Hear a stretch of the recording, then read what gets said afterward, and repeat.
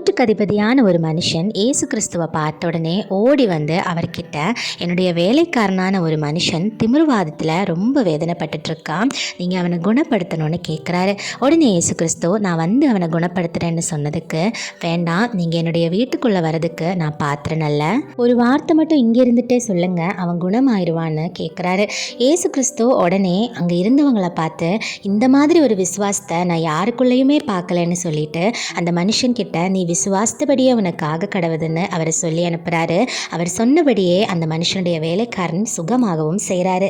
இயேசு கிறிஸ்து மேலே எந்த அளவுக்கு விசுவாசம் வச்சுருந்தாருன்றதை அவர் அந்த இடத்துல நல்ல உறுதியாக ப்ரூவ் பண்ணுறாரு.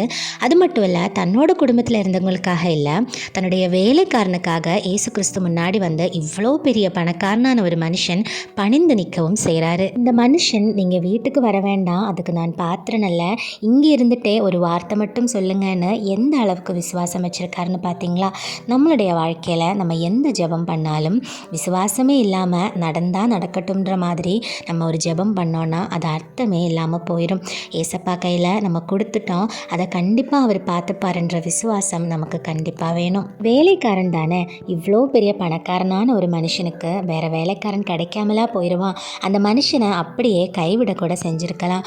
ஆனால் அவர் அப்படி கைவிடாமல் இயேசு கிறிஸ்து கிட்ட வந்து அவருக்காக பணிந்து கொண்டு ஹெல்ப் கேட்குறாரு. நம்ம கூட இருக்கிற ஏதோ ஒரு ஆளுக்கு ஏதாவது பிரச்சனைனா, நம்மளால் எந்த ஹெல்ப்புமே பண்ண முடியலைன்னா அவங்களுக்காக நம்ம ஜெபம் பண்ணலாம்.